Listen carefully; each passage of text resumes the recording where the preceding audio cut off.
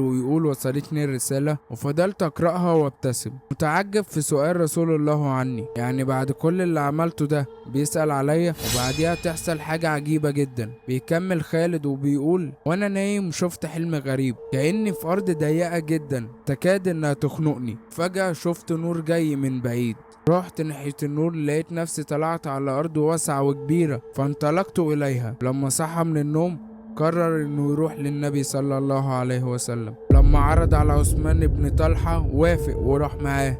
وعثمان بن طلحة ده اللي كان معاه مفتاح الكعبة. ولما كانوا في الطريق وهم رايحين للمدينة فجأة يقابلوا عمرو بن العاص ويتضح ان هو كمان رايح لمحمد صلى الله عليه وسلم، ويروحوا هما التلاتة للنبي عشان يعلنوا اسلامهم. ولما وصلوا المدينة وعرف النبي صلى الله عليه وسلم بقدومهم فرح جدا. بالوليد جرى على اخوه خالد وقال له اسرع فان رسول الله ينتظرك. فبيحكي خالد وبيقول دخلت مسجد رسول الله فإذ برسول الله يرقبني من بعيد. يعني النبي عمال يبصله من بعيد، وكل ما يقرب منه النبي يبتسم اكتر وهو باصص عليه. وخالد كان في قمة الخجل لحد ما بقى واقف قدامه فسلم عليه بالنبوة وقال له السلام عليك يا رسول الله. فضحك النبي صلى الله عليه وسلم ورد السلام. فجلس خالد بين يديه وقال الشهادة. وبعدها خالد سأل النبي صلى الله عليه وسلم هل ربنا يغفر له على المواقف اللي عملها مع المسلمين قبل ما يأسلم؟ فرد عليه النبي صلى الله عليه وسلم وفهمه ان بإسلامه ده اتغفر له اي حاجة قبليه. ورفع النبي ايده ودعا ربنا انه يغفر لخالد، وبكده يخش خالد الإسلام رسميا وهو عنده 41 سنة.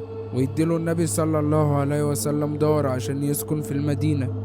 وهنا بتقف قصتنا مع خالد بن الوليد قبل اسلامه. لو عجبك الفيديو ما تنساش تعمل لايك واشتراك وتبعت الفيديو لاصحابك. ولو عندك اي تعديل او تعليق يا ريت تكتبولي في الكومنتات تحت. واستناني في الجزء الثاني مع حكاية خالد بن الوليد بعد اسلامه اللي حارب فيها الروم والفرس وكان قائد في حروب الردة، وهنعرف مع بعض قلب الحكاية.